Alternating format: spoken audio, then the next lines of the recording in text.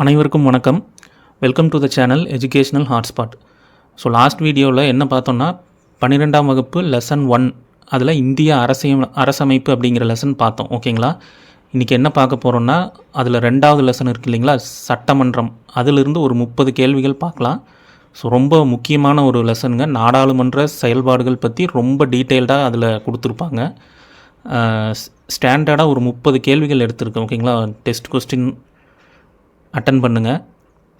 So இதை attend பண்ணுறதுக்கு முன்னாடி இந்த லெசன் ஒரு வாட்டி நல்லா படிச்சுட்டு அதுக்கப்புறம் அட்டன் பண்ணுங்கள். ஓகேங்களா?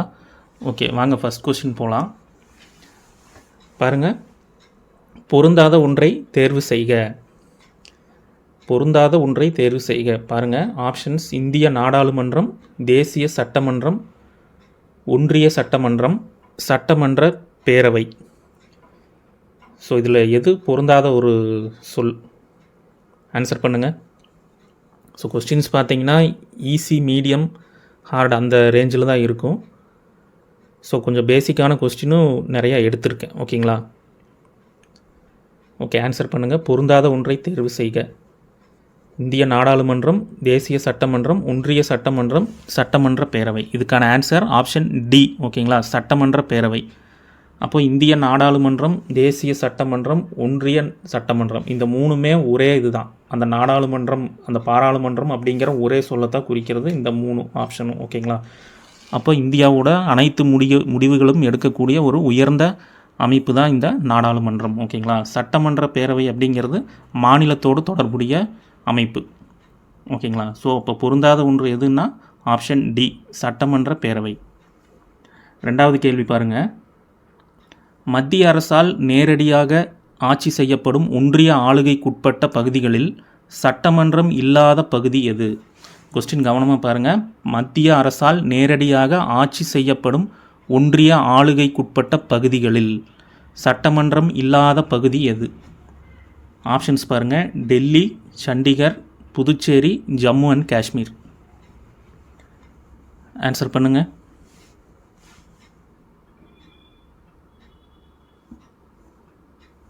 அதாவது சட்டமன்றத்தை கொண்ட யூனியன் பிரதேசங்கள் இல்லாத பகுதி. ஓகே, இதுக்கான ஆன்சர் ஆப்ஷன் பி, சண்டிகர். ஓகேங்களா? அப்போ மொத்தம் பார்த்தீங்கன்னா 8 யூனியன் பிரதேசங்கள் இருக்குது. அந்தமான் நிக்கோபார் தீவுகள், சண்டிகர், லடாக், லட்சத்தீவு, தாத்ரா மற்றும் நாகர் ஹவேலி, தாமன் டையூ. ஓகேங்களா? 5 ப்ளஸ் டெல்லி, புதுச்சேரி, ஜம்மு காஷ்மீர். மொத்தம் 8 யூனியன் பிரதேசத்தில் டெல்லி, புதுச்சேரி, ஜம்மு காஷ்மீர் இந்த 3ல் மட்டும்தான் சட்டமன்றம் இருக்குது. ஓகேங்களா? அப்போ இல்லாத பகுதி, சட்டமன்றம் இல்லாத பகுதி எதுன்னா இந்த 4 ஆப்ஷனில் சண்டிகர். ஓகேங்களா? ஸோ ஆன்சர் ஆப்ஷன் பி தான் ஆன்சர். 3வது கேள்வி பாருங்கள். நாடாளுமன்ற கூட்டத்தொடர் நடைபெறும் காலங்களில் தவறானதை தேர்வு செய்க. நாடாளுமன்ற கூட்டத்தொடர் நடைபெறும் காலங்களில் தவறானதை தேர்வு செய்க. ஆப்ஷன்ஸ் பாருங்கள்: பிப்ரவரி to May, July August, September October, November December. இதில் எது தவறானது?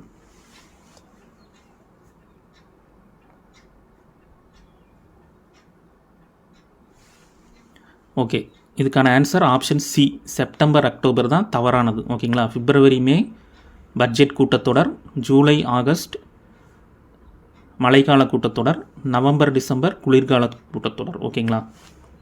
ஓகே, 4வது கேள்வி பாருங்கள். பெண்களுக்கு நாடாளுமன்றம் மற்றும் சட்டமன்றங்களில் 33% இடஒதுக்கீடு வழங்க வகை செய்யும் சட்ட முன்வரைவு எந்த ஆண்டு மாநிலங்களவையில் நிறைவேற்றப்பட்டது? ஸோ ரொம்ப ஈஸியான கொஸ்டின் தான். நல்லா பாருங்கள். மாநிலங்களவையில் பெண்களுக்கு நாடாளுமன்றம் மற்றும் சட்டமன்றங்களில் 33% இடஒதுக்கீடு வழங்க வகை செய்யும் சட்ட முன்வரைவு எந்த ஆண்டு மாநிலங்களவையில் நிறைவேற்றப்பட்டது? ஆப்ஷன்ஸ்: 2004, 2005, 2008, 2010. ஓகே, இதுக்கான ஆன்சர் ஆப்ஷன் டி, 2010ஆம் ஆண்டு மாநிலங்களவையில் நிறைவேற்றப்பட்டது. ஆனால் மக்களவையில் பார்த்தீங்கன்னா 2023ஆம் ஆண்டு வரைக்கும் இதுக்கான இந்த மசோதா நிறைவேற்றப்படவே, அதாவது தொடர்ந்து நிராகரிக்கப்பட்டு வந்தது. ஓகேங்களா. அப்போது 2023 106வது சட்ட திருத்தம் 106வது சட்ட திருத்தம் 2023 படி மக்களவையில் இந்த மசோதாவானது நிறைவேற்றப்பட்டு சட்டமாக்கப்பட்டது. ஓகேங்களா. ஸோ 4வது கேள்விக்கான ஆன்சர் ஆப்ஷன் டி 2010. 5வது கேள்வி பாருங்கள். கூற்று 1, நாடாளுமன்றத்தின் இரு முக்கிய அதிகாரங்கள் சட்டம் இயற்றுவதற்கானது மற்றும் நிதிநிலை அறிக்கை கணக்குகளை தயார் செய்வதற்கானது. கூற்று 2, மேலும் இந்திய குடியரசுத் தலைவர், குடியரசு துணைத் தலைவர் மற்றும் உச்சநீதிமன்ற தலைமை நீதிபதி ஆகியோரை தேர்ந்தெடுப்பதற்காக தேர்தல் நடத்தும் பணிகளும் நாடாளுமன்றத்தால் மேற்கொள்ளப்படுகிறது. ஸோ இதில் எது சரி எது தவறு சொல்லுங்கள். கூற்று 1, 2 சரி, 1, 2 தவறு, 1 சரி 2 தவறு, 1 தவறு 2 சரி.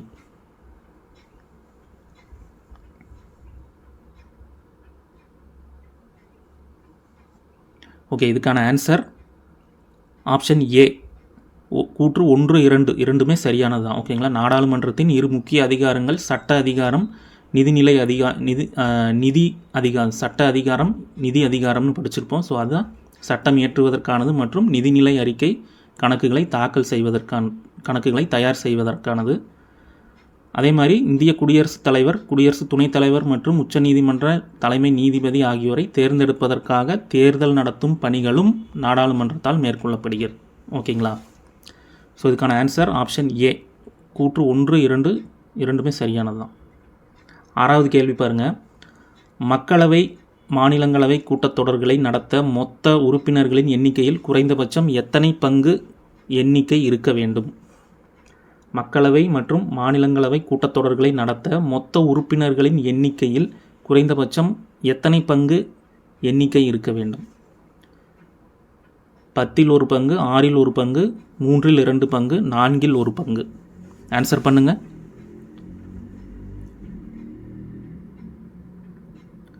ஓகே, இதுக்கான ஆன்சர் ஆப்ஷன் ஏ. 10ல் 1 பங்கு உறுப்பினர் எண்ணிக்கையை கொண்டிருக்க வேண்டும். ஓகேங்களா.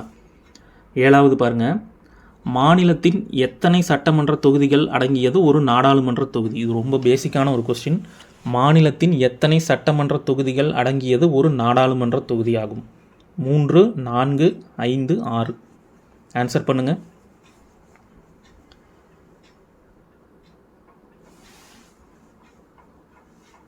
ஓகே, ஸோ 7வது கேள்விக்கான ஆன்சர் ஆப்ஷன் டி 6. ஓகேங்களா. அதாவது 6 சட்டமன்ற தொகுதிகள் அடங்கியது தான் ஒரு நாடாளுமன்ற தொகுதி. ஸோ நம்ம இங்கே பேச்சு வழக்கில் கூட நம்ம கேள்விப்பட்டிருப்போம். ஸோ எம்எல்ஏக்கும் மினிஸ்டருக்கும் என்ன வித்தியாசம் அப்படின்னு கேட்கும்போது சொல்லுவாங்க. அதாவது 6 எம்எல்ஏக்கு சமமானவங்க தான் ஒரு மினிஸ்டர் அப்படின்னு சொல்லியிருப்பாங்க. ஓகேங்களா. ஸோ ஒரு மினிஸ்டர் அப்படிங்கிறவங்க 6 எம்எல்ஏவுக்கு 6 சட்டமன்ற உறுப்பினருக்கு சமமானவர்கள். ஸோ அப்படி ஒரு கான்செப்ட் புரிஞ்சுக்குங்க. ஓகேங்களா. ஸோ 7வது கேள்விக்கான ஆன்சர் ஆப்ஷன் டி. பின்வரும் கூற்றுகளை ஆராய்க. 8வது கேள்வி. மக்களவை சபாநாயகர் ஈரவை உறுப்பினர்களால் தேர்ந்தெடுக்கப்படுகிறார். நாடாளுமன்ற தலைமைச் செயலகத்தின் நிர்வாகத் தலைவர் குடியரசுத் தலைவர். ஆன்சர் பண்ணுங்கள். பின்வரும் கூற்றுகளை ஆராய்க. மக்களவை சபாநாயகர் ஈரவை உறுப்பினர்களால் தேர்ந்தெடுக்கப்படுகிறார். அடுத்து, நாடாளுமன்ற தலைமைச் செயலகத்தின் நிர்வாகத் தலைவர் குடியரசுத் தலைவர் ஆவார். 1, 2 சரி, 1, 2 தவறு, 1 மட்டும் சரி, 2 மட்டும் சரி. ஆன்சர் பண்ணுங்கள்.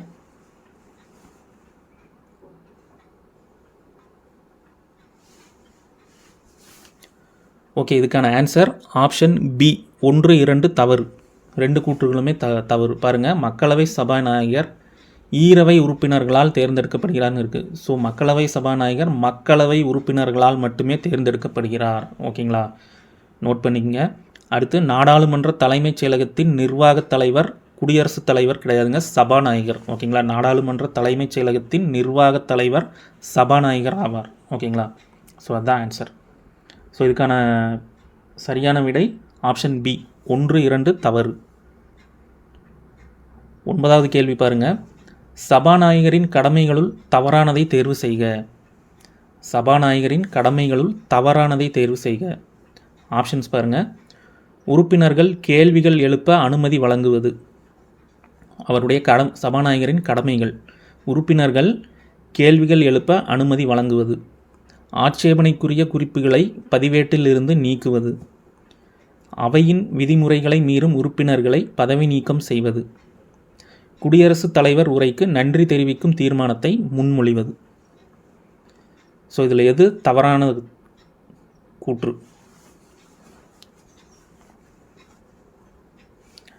ஆப்ஷன்ஸ் கவனமாக படிச்சுட்டு ஆன்சர் பண்ணுங்கள். ஓகே, 9வது கேள்விக்கான ஆன்சர் ஆப்ஷன் சி, அதுதான் தவறானது. என்ன தவறுன்னு பாருங்கள். அவையின் விதிமுறைகளை மீறும் உறுப்பினர்களை பதவி நீக்கம் செய்வது. ஸோ சபாநாயகர் அவையின் விதிமுறைகளை மீறுவதற்காக பதவி நீக்கம் செய்ய மாட்டார். அவையிலிருந்து வெளியேற்றும் அதிகாரம் கொண்டவர். ஓகேங்களா? அதாவது அவையின் விதிமுறைகளை மீறும் உறுப்பினர்களை அவையிலிருந்து வெளியேற்றுவார். ஓகேங்களா? ஸோ அதுதான் ஆன்சர். அதுதான் தவறாக கொடுத்துருக்கு. ஸோ ஆப்ஷன் சி தான் ஆன்சர். ஓகேங்களா? 10வது கேள்வி பாருங்கள். ஒரு தேர்ந்தெடுக்கப்பட்ட உறுப்பினரை கட்சித்தாவலின் அடிப்படையில் தகுதி இழப்பு செய்து ஒழுங்கு நடவடிக்கை எடுக்கும் அதிகாரம் சபாநாயகருக்கு உள்ளது என்று கூறும் அரசமைப்பு திருத்தச் சட்டம் எது?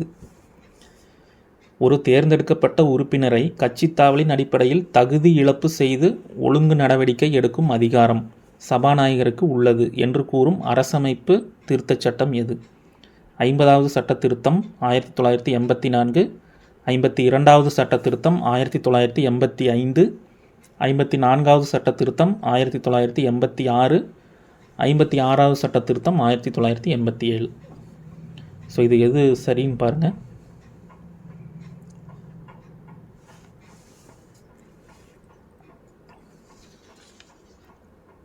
ஓகே, 10வது கேள்விக்கான ஆன்சர் ஆப்ஷன் பி, 52வது சட்ட திருத்தம் 1985. ஓகேங்களா? 11வது கேள்வி பாருங்கள். சபாநாயகர் பதவி எப்போதும் மிக திறமை வாய்ந்த மற்றும் பாரபட்சமற்ற ஒருவரால் வகிக்கப்பட வேண்டும் என்று கூறியவர் யார்? சபாநாயகர் பதவி எப்போதும் மிக திறமை வாய்ந்த மற்றும் பாரபட்சமற்ற ஒருவரால் வகிக்கப்பட வேண்டும் என்று கூறியவர் யார்? ராஜேந்திர பிரசாத், ஜவஹர்லால் நேரு, ராஜாஜி, அம்பேத்கர். ஆன்சர் பண்ணுங்கள். ஓகே, இதுக்கான ஆன்சர் ஆப்ஷன் பி. ஓகேங்களா? ஜவஹர்லால் நேரு. ஸோ அங்கே விடை குறிப்பில் ஏ கொடுத்துருப்போம், ராஜேந்திர பிரசாத்னு இருக்கும். ஸோ அது கிடையாது ஆன்சர். இதுக்கான answer option B, Jawaharlal Nehru. சபாநாயகர் பதவி எப்போதும் மிக திறமை வாய்ந்த மற்றும் பாரபட்சமற்ற ஒருவரால் வகிக்கப்பட வேண்டும் என்று கூறியவர் ஜவஹர்லால் நேரு. ஓகேங்களா? 12வது கேள்வி பாருங்கள். கூற்று 1, மாநிலங்களவை உருவாக்கப்பட்ட தினம். மாநிலங்களவை உருவாக்கப்பட்ட தினம் 1952 ஏப்ரல் 3ஆம் நாள். கூற்று 2 பாருங்கள். மாநிலங்களவையை கலைக்க இயலாது. ஒவ்வொரு வருடத்திற்கும் அதன் உறுப்பினர்களில் 1/3 உறுப்பினர்கள் தங்களின் பதவிக்காலத்தை நிறைவு செய்வார்கள். ஓகே, இதில் எது சரி எது தவறுன்னு பாருங்கள். கூற்று 1 சரி, 2 தவறு, 1 தவறு, 2 சரி, 1 2 தவறு, 1 2 சரி.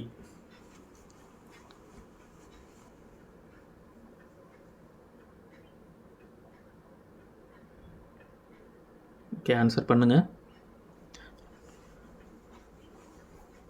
ஓகே, இதுக்கான ஆன்சர் 12வது கேள்விக்கான ஆன்சர் ஆப்ஷன் பி. கூற்று 1 தவறு, 2 சரி. என்ன தவறு என்னன்னு பாருங்கள். முதல் கூற்று கரெக்டு, உருவாக்கப்பட்ட தினம் அது சரியானது. 2வது பாருங்கள், மாநிலங்களவையை கலைக்க இயலாது. ஒவ்வொரு வருடத்திற்கும் இருக்கு இல்லைங்களா, 2 வருடத்திற்கு ஒரு முறை. ஓகேங்களா? 2 வருடத்திற்கு ஒரு முறை அதன் உறுப்பினர்களில் 1/3 உறுப்பினர்கள் தங்களின் பதவிக்காலத்தை நிறைவு செய்வார்கள். அதாவது ஒவ்வொரு 2 வருடத்திற்கும் அதன் உறுப்பினர்களில் 1/3 பங்கு உறுப்பினர்கள் தங்களின் பதவிக்காலத்தை நிறைவு செய்வார்கள். நல்லா நோட் பண்ணிக்கோங்க. ஒவ்வொரு வருடத்திற்கும் இருக்குது, ஒவ்வொரு 2 வருடத்திற்கும். ஓகேங்களா? 1/3 பங்கு உறுப்பினர்கள் பதவிக்காலத்தை நிறைவு செய்வார்கள். அப்போ கூற்று 1 சரி, 2 தவறு. 13வது கேள்வி பாருங்கள், பொறுத்துக. ஸோ எதை பற்றினா மாநிலங்களவை உறுப்பினர் எண்ணிக்கை ஒவ்வொரு மாநிலத்திலும் மேட்ச் பண்ணுங்கள். உத்தரப்பிரதேசம், சிக்கிம், தமிழ்நாடு, தெலுங்கானா. இந்த பக்கம் எத்தனை மாநிலங்களவை உறுப்பினர் எண்ணிக்கை? ஸோ மேட்ச் பண்ணுங்கள் பார்க்கலாம். இது ஈஸி தான். புக்கில் உள்ள எல்லாமே புக்கில் உள்ள கொஸ்டின் தான். ஓகேங்களா? படித்து முடித்த உடனே தரவாக இருக்கிற மாதிரியே இருக்கும். ஒரு 2 நாள் கழித்து டெஸ்ட் அட்டன் பண்ணும்போது தான் நம்ம அதை எப்படி பண்ணுறோம் அப்படிங்கிறது தெரியும். ஓகேங்களா?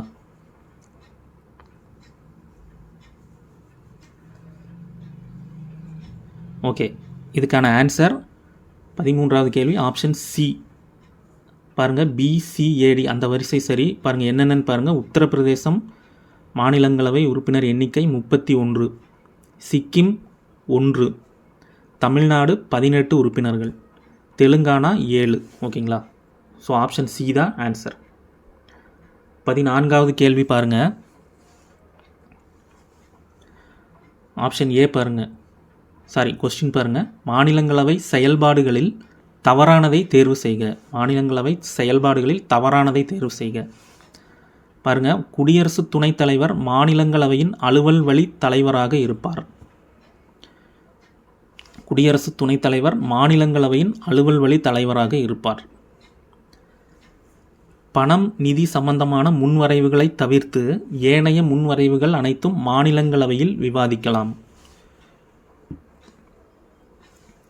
ஆப்ஷன் சி பாருங்கள். சட்டம் இயற்றுதலில் மக்களவைக்கு இணையான அதிகாரத்தை மாநிலங்களவை கொண்டுள்ளது. ஆப்ஷன் டி, அரசாங்கத்தின் மீது நம்பிக்கையில்லா தீர்மானத்தை கொண்டு வருவதற்கான அதிகாரம் இரு அவைக்கும் உள்ளது. ஸோ இதில் எது தவறான கூற்று? ஆன்சர் பண்ணுங்கள்.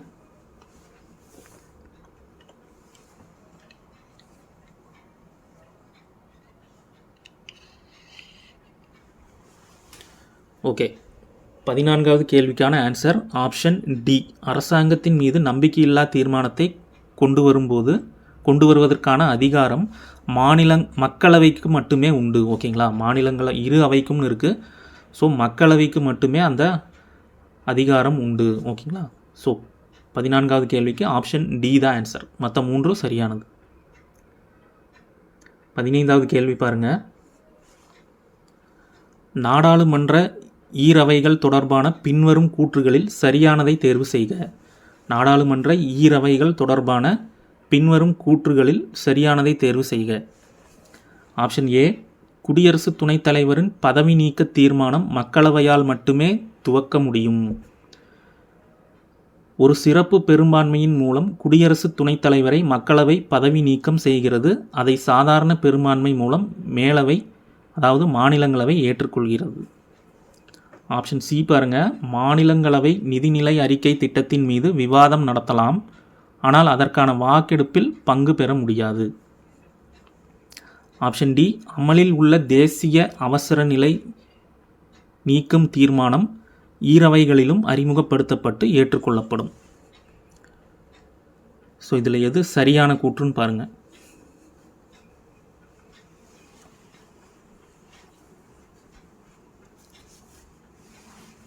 ஸோ ஆப்ஷன்ஸ் கவனமாக படிச்சுட்டு ஆன்சர் பண்ணுங்கள். ஸோ தேவைப்பட்டால் நீங்கள் இந்த வீடியோ பாஸ் பண்ணி கூட ஆப்ஷன்ஸ் பார்த்துட்டு ஆன்சர் பண்ணிவிட்டு அப்புறம் நெக்ஸ்ட் கொஸ்டின் போகலாம். ஓகேங்களா? ஓகே, இதுக்கான ஆன்சர் 15வது கேள்விக்கு சரியானது எதுனா ஆப்ஷன் சி. ஓகேங்களா? மாநிலங்களவை நிதிநிலை அறிக்கை திட்டத்தின் மீது விவாதம் நடத்தலாம், ஆனால் அதற்கான வாக்கெடுப்பில் பங்கு பெற முடியாது. ஸோ அதுதான் சரியானது. அப்போ தவறான கூற்று என்ன தவறு பாருங்கள். குடியரசு துணைத் தலைவரின் பதவி நீக்க தீர்மானம் மக்களவையால் மட்டுமே துவக்க முடியும்னு இருக்குது. ஓகேங்களா? ஸோ அது மக்களவையால் இல்லை, மாநிலங்களவையால் மட்டுமே துவக்க முடியும். குடியரசு துணைத் தலைவரின் பதவி நீக்க தீர்மானம் மாநிலங்களவையால் மட்டுமே துவக்க முடியும். அடுத்து பாருங்கள். ஒரு சிறப்பு பெரும்பான்மையின் மூலம் குடியரசு துணைத் தலைவரை மக்களவை பதவி நீக்கம் செய்கிறது. மக்களவை கிடையாது, மாநிலங்களவை பதவி நீக்கம் செய்கிறது. அதை ஒரு சாதாரண பெரும்பான்மை மூலம் மேலவை ஏற்றுக்கொள்கிறதுன்னு இல்லை, மக்களவை ஏற்றுக்கொள்கிறது. அதாவது ஒரு சிறப்பு பெரும்பான்மையின் மூலம் குடியரசு துணைத் தலைவரை மாநிலங்களவை பதவி நீக்கம் செய்கிறது. அதை சாதாரண பெரும்பான்மை மூலம் மக்களவை ஏற்றுக்கொள்கிறது. ஓகேங்களா, நல்லா நோட் பண்ணிக்கோங்க. ஆப்ஷன் சி சரியானதுன்னு பார்த்துட்டோம். ஆப்ஷன் டி பாருங்கள், அமலில் உள்ள தேசிய அவசர நிலையை நீக்கும் தீர்மானம் ஈரவைகளிலும் அறிமுகப்படுத்தப்பட்டு ஏற்றுக்கொள்ளப்படும். ஸோ ஈரவைகளிலும் கிடையாது, மக்களவையில் மட்டுமே அறிமுகப்படுத்தப்பட்டு ஏற்றுக்கொள்ளப்படும். அமலில் உள்ள தேசிய அவசர நிலையை நீக்கும் தீர்மானம் மக்களவையில் மட்டுமே அறிமுகப்படுத்தப்பட்டு ஏற்றுக்கொள்ளப்படும். ஓகேங்களா, ஓகே. அப்போ 15வது கேள்விக்கு சரியான விடை ஆப்ஷன் சி. 16வது பாருங்கள், பின்வரும் கூற்றுகளில் விதி 249 தொடர்புடைய கூற்றினை கண்டறிக. விதி 249 தொடர்புடைய கூற்றினை கண்டறிக. மாநில மற்றும் மத்திய அரசுக்கு பொதுவான அனைத்து இந்திய பணிகளை உருவாக்க நாடாளுமன்றத்துக்கு அதிகாரம் உள்ளது. மாநில பட்டியலில் குறிப்பிடப்பட்டிருக்கும் விஷயங்களில் நாடாளுமன்றம் சட்டம் இயற்றும் அதிகாரம். ஆப்ஷன் சி, அவசர நிலை அமலில் இருக்கும்போது மாநில பட்டியலில் உள்ள விஷயங்கள் தொடர்பாக சட்டம் இயற்ற நாடாளுமன்றத்திற்கு உள்ள அதிகாரம். ஆப்ஷன் டி, மேற்கண்ட அனைத்தும். ஸோ இதில் எது விதி 249 தொடர்புடைய கூற்று எது? ஆன்சர் பண்ணுங்க.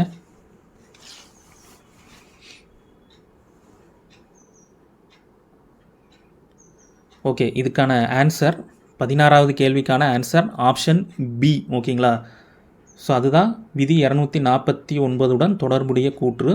அப்போ ஏ பாருங்கள், மாநில மற்றும் மத்திய அரசுக்கு பொதுவான அனைத்து இந்திய பணிகளை உருவாக்க நாடாளுமன்றத்துக்கு அதிகாரம் உள்ளது அப்படிங்கிறது விதி 312. ஓகேங்களா, ஓகே. இதுக்கான ஆன்சர் 16வது கேள்விக்கான ஆன்சர் ஆப்ஷன் பி. 17 பாருங்கள், நாடாளுமன்ற உறுப்பினர் எவரேனும் ஹிந்தி மற்றும் ஆங்கிலம் தெரியாதவராக இருப்பின் அவர் தனது தாய்மொழியில் உரையாற்ற அவைத்தலைவர் அனுமதிக்கலாம் என கூறும் விதி என்ன? நாடாளுமன்ற உறுப்பினர் எவரேனும் ஹிந்தி மற்றும் ஆங்கிலம் தெரியாதவராக இருப்பின் அவர் தனது தாய்மொழியில் உரையாற்ற அவைத்தலைவர் அனுமதிக்கலாம் என கூறும் விதி என்ன? விதி 119, விதி 120, விதி 121, விதி 122. ஆன்சர் பண்ணுங்கள்.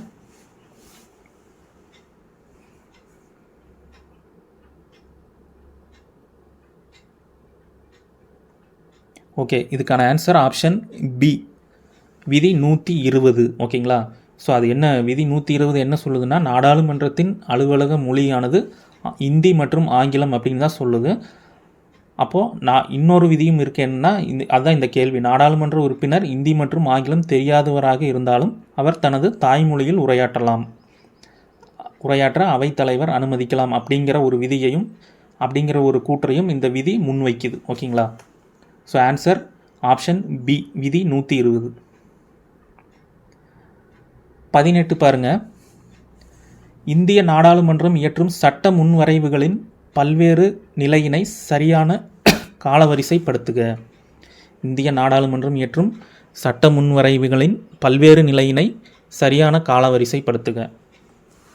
பாருங்கள், முதல் வாசிப்பு, 2ஆம் வாசிப்பு, 3ஆம் வாசிப்பு, குழு நிலை, அறிக்கை நிலை. ஸோ இதில் எது சரியான வரிசை அப்படிங்கிறத கண்டுபிடிங்க. ஓகேங்களா, 18வது கேள்வி.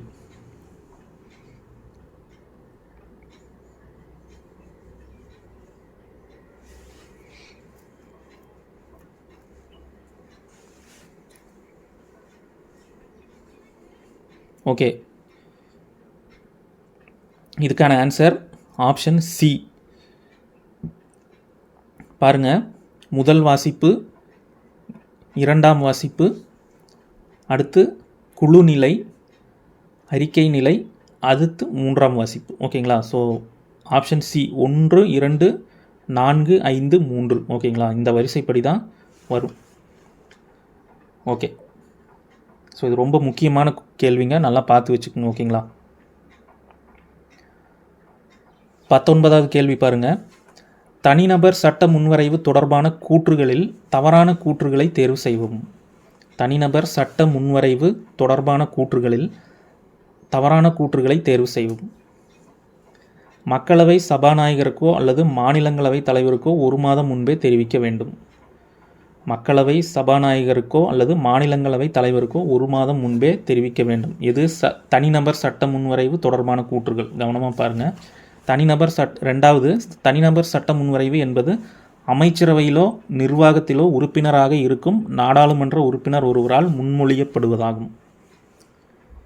மூன்றாவது, சட்ட முன்வரைவு மீதான விவாதம் 1 வாரம் விட்டு 1 வாரம் வெள்ளிக்கிழமைகளில் பிற்பகல் 2 மணி முதல் 6 மணி வரை நடைபெறும்.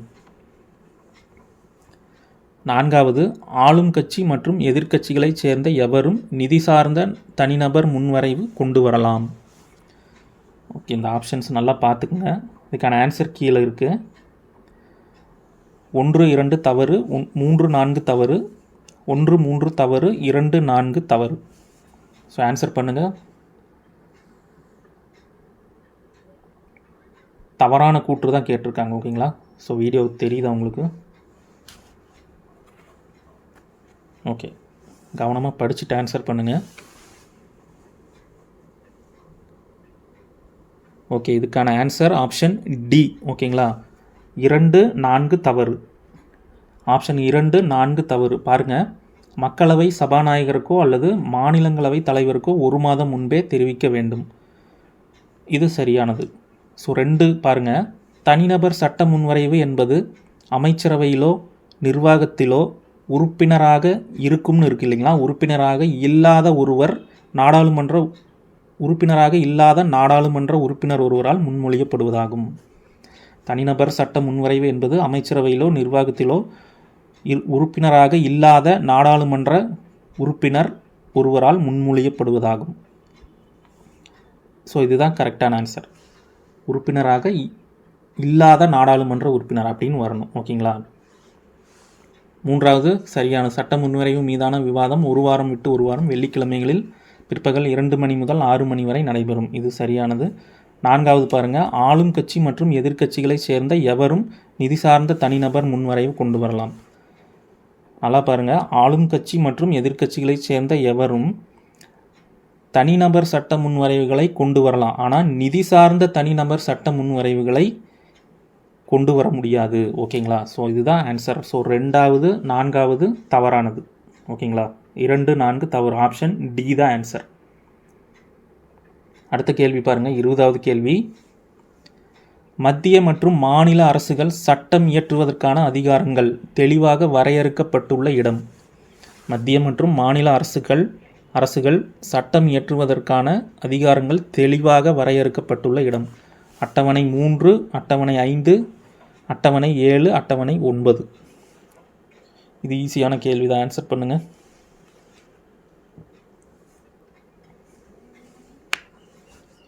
ஓகே, இதுக்கான ஆன்சர் ஆப்ஷன் சி, அட்டவணை 7. ஓகேங்களா?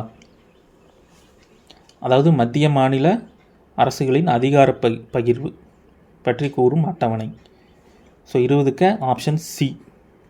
21வது கேள்வி பாருங்கள், சரியான கூற்றினை கண்டறிக. சரியான கூற்றினை கண்டறிக. ஆப்ஷன் ஏ பாருங்கள், ஒரு சாதாரண சட்ட முன்வரைவினை குடியரசுத் தலைவர் பரிந்துரையின் அடிப்படையில் மட்டுமே மக்களவையில் அறிமுகப்படுத்தப்படும். ஆப்ஷன் பி பாருங்கள், நிதி சட்ட முன்வரைவில் எந்த முடிவும் எடுக்காமல் 6 மாத காலத்திற்கு மாநிலங்களவை நிறுத்தி வைக்க முடியும். சி பாருங்கள், சாதாரண சட்ட முன்வரைவை 14 நாட்கள் வரை மட்டும் மாநிலங்களவையில் வைத்திருக்க முடியும். ஆப்ஷன் டி, மக்களவையில் நிதி முன்வரைவு தோல்வியடைந்தால் அரசாங்கம் பதவி விலக நேரிடும். ஸோ இதில் எது சரியான கூற்றுன்னு பாருங்கள்.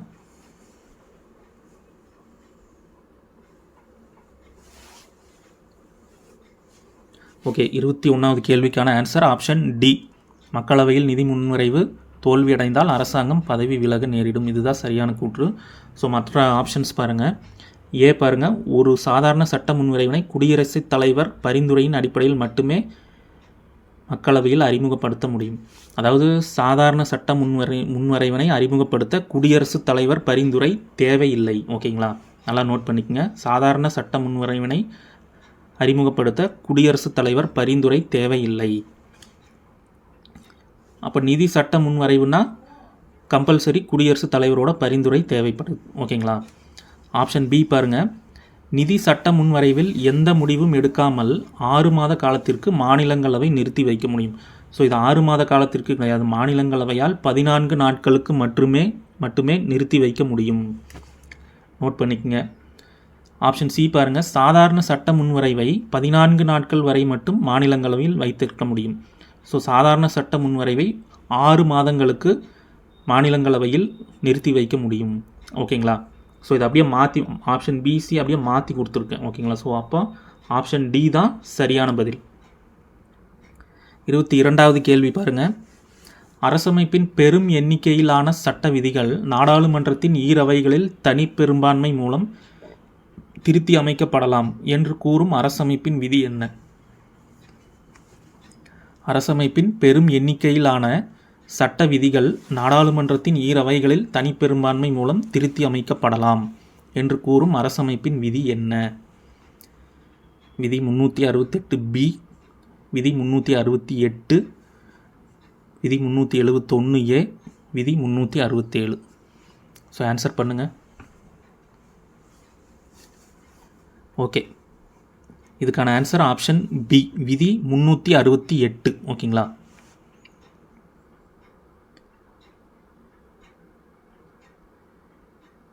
இருபத்தி 3 பாருங்கள்.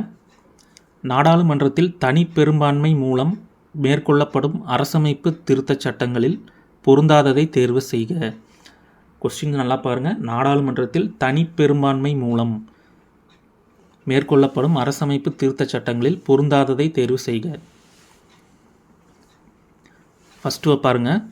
மாநிலங்களில் மேலவைகளை உருவாக்குவது அல்லது நீக்குவது, குடியுரிமை அளித்தல் அல்லது ரத்து செய்தல், புதிய மாநிலங்களை உருவாக்குவது மற்றும் மாநில எல்லைகளை மாற்றி அமைப்பது, மத்திய மற்றும் மாநிலங்களுக்கிடையேயான அதிகார பகிர்வு.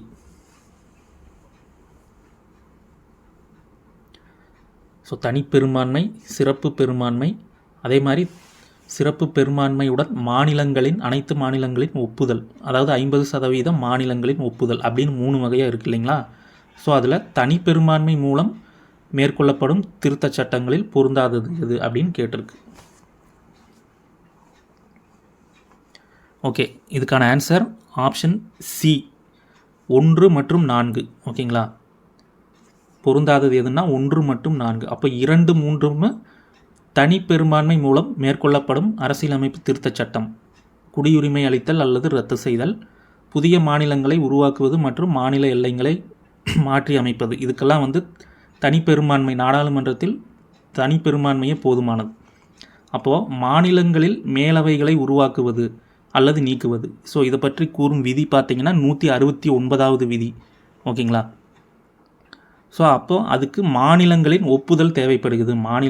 மாநில மேலவைகளை உருவாக்க அல்லது நீக்க மாநிலங்களில் ஒப்புதல் தேவைப்படுகிறது. ஓகேங்களா.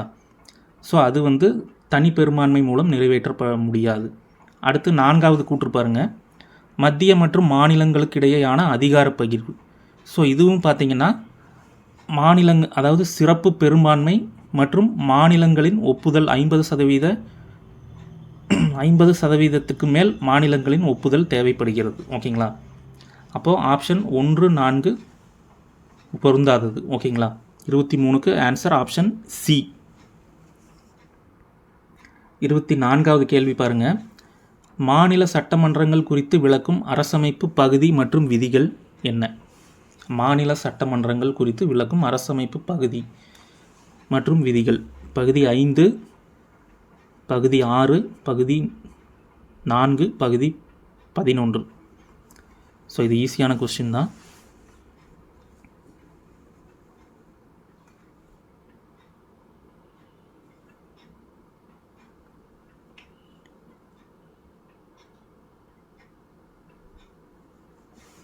ஓகே, இதுக்கான ஆன்சர் 24வது கேள்விக்கான ஆன்சர் ஆப்ஷன் பி, பகுதி 6 விதிகள் 152 முதல் 237 வரை மாநில சட்டமன்றங்கள் குறித்து விளக்குவதாகும். ஓகேங்களா.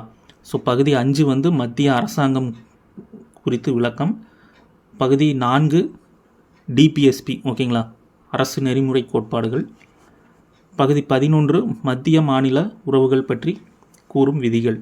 ஓகேங்களா.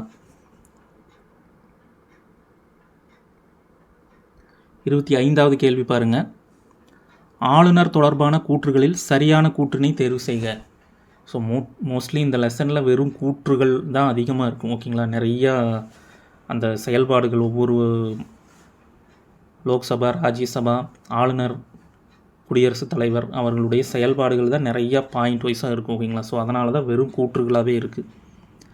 ஆளுநர் தொடர்பான கூற்றுகளில் சரியான கூற்றினை தேர்வு செய்க. பாருங்கள், ஆப்ஷன் ஏ, ஒருவர் மாநில ஆளுநராக ஒரு முறை மட்டுமே பதவி வகிக்க முடியும். ஆப்ஷன் பி பாருங்கள், ஒருவர் அவசர தேவைக்காக ஒன்றுக்கும் மேற்பட்ட மாநிலங்களுக்கு ஆளுநராக பதவி வகிக்க முடியும். ஆப்ஷன் சி பாருங்கள், ஆளுநர் அமைச்சரவையின் ஆலோசனையின்படி மட்டுமே செயல்பட முடியும். ஆப்ஷன் டி, ஆளுநருக்கு குடியரசுத் தலைவருக்கு இருப்பதை போன்ற அவசர கால அதிகாரங்கள் உண்டு. ஸோ இதில் எது சரியான கூற்றுன்னு பாருங்கள்.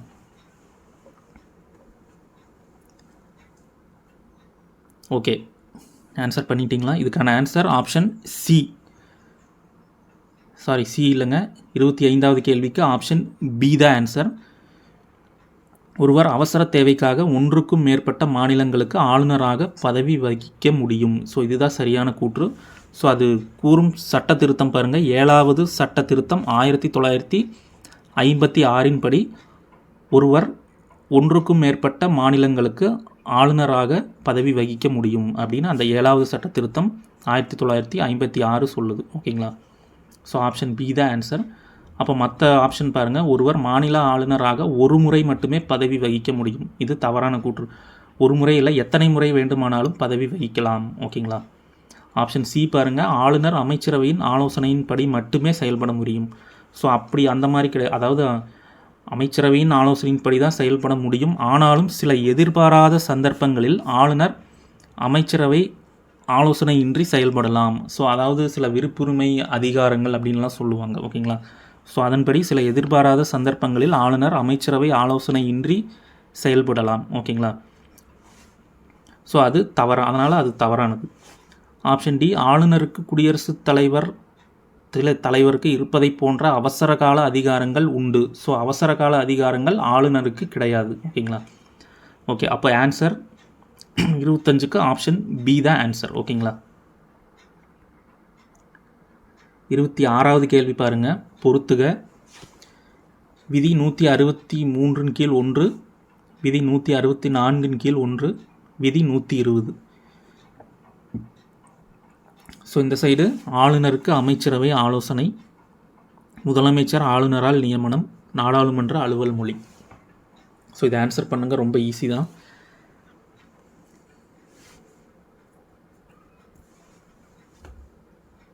ஓகே, இதுக்கான answer option C, ABC. So அது அப்படியே அதே வரிசையில் இருக்குது. விதி 163 கீழ் 1 ஆளுநருக்கு அமைச்சரவை ஆலோசனை வழங்குவது தொடர்பான விதி. 64 கீழ் 1 முதலமைச்சர் ஆளுநரால் நியமனம் செய்யப்படுகிறார். ஓகேங்களா. ஸோ விதி 120 ஏற்கனவே பார்த்தது தான், நாடாளுமன்றத்தின் அலுவல் மொழி ஹிந்தி மற்றும் ஆங்கிலம். ஓகேங்களா. 26க்கு ஆப்ஷன் சி தான் ஆன்சர். 27 பாருங்கள், நாடாளுமன்ற நிலைக்குழுக்களில் பொருந்தாததை தேர்வு செய்க. நாடாளுமன்ற நிலைக்குழுக்களில் பொருந்தாததை தேர்வு செய்க. மதிப்பீட்டு குழு, பொது கணக்கு குழு, பொதுத்துறை நிறுவனங்கள் குழு, நாடாளுமன்ற கூட்டுக்குழு. ஸோ இதில் எது நிலைக்குழுக்களில் பொருந்தாதது? ஸோ 2 வகை இருக்குது. நிலைக்குழு, நாடாளுமன்ற நிலைக்குழுக்கள், தற்காலிக குழுக்கள் அப்படின்னு 2 வகை இருக்குது. ஸோ இதில் எது பொருந்தாததுன்னு பாருங்கள்.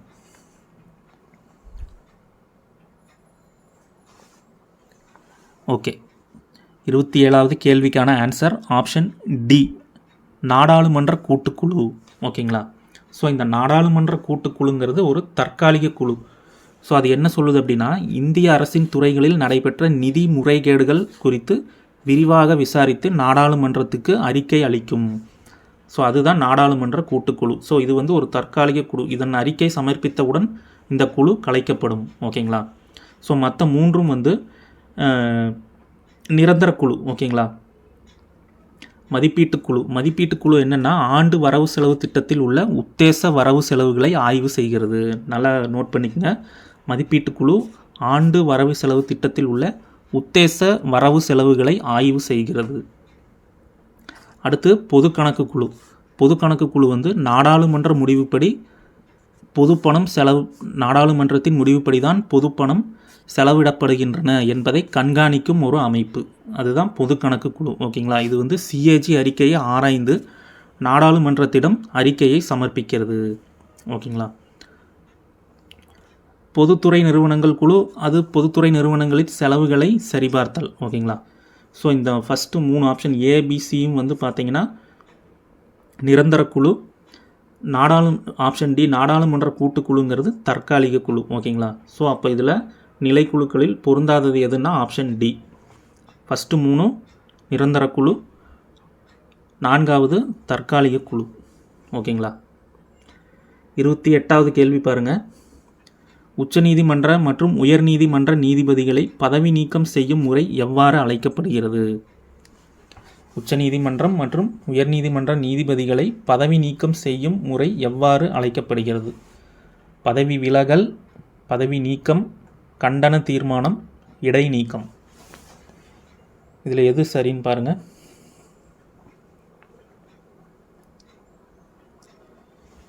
ஓகே, இதுக்கான ஆன்சர் ஆப்ஷன் சி, கண்டன தீர்மானம். உச்சநீதிமன்ற மற்றும் உயர்நீதிமன்ற நீதிபதிகளை பதவி நீக்கம் செய்யும் முறை கண்டன தீர்மானம் என்று அழைக்கப்படுகிறது. ஓகேங்களா. 29வது கேள்வி பாருங்கள். பின்வரும் கூற்றுகளை ஆராய்க. முதல் கூற்று பாருங்கள். இந்திய அரசின் தலைவர் குடியரசுத் தலைவர். இந்திய அரசின் தலைவர் குடியரசுத் தலைவர். இரண்டாவது, இந்திய அரசின் நிர்வாகத் தலைவர் பிரதமர். இந்திய அரசின் நிர்வாகத் தலைவர் பிரதமர். இந்திய அரசாங்கத்தின் தலைவர் பிரதமர். ஸோ இதில் எது சரி அப்படின்னு பாருங்கள். 1, 2 சரி, 1, 3 சரி, 2, 3 சரி, அனைத்தும் சரி.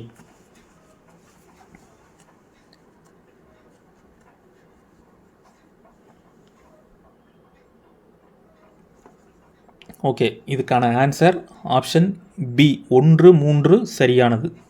1, 3 சரி. இந்திய அரசின் தலைவர் குடியரசுத் தலைவர் தான். இந்திய அரசாங்கத்தின் தலைவர் பிரதமர் தான். இந்த இரண்டும் சரி.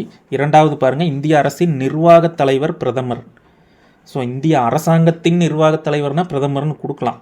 ஆனால் இந்திய அரசின் நிர்வாகத் தலைவர் அப்படிங்கும்போது குடியரசுத் தலைவர் தான் ஆன்சர். ஓகேங்களா. ஸோ இந்திய அரசின் நிர்வாகத் தலைவர் குடியரசுத் தலைவர். ஓகேங்களா. 29க்கு ஆன்சர் ஆப்ஷன் பி. ஸோ 30வது கேள்வி, லாஸ்ட் கொஸ்டின் பாருங்கள். தவறான இணையை தேர்வு செய்க. தவறான இணையை தேர்வு செய்க. முதல் இணை பாருங்கள். மாநிலத்தின் அரசியலமைப்பு தலைவர் ஆளுநர். மாநிலத்தின் அரசியலமைப்பு தலைவர் ஆளுநர். மாநில அரசாங்கத்தின் தலைவர் முதலமைச்சர். மூன்றாவது, மாநிலத்தின் செயல் அதிகாரம் முதலமைச்சர். இதில் எது தவறான இணை?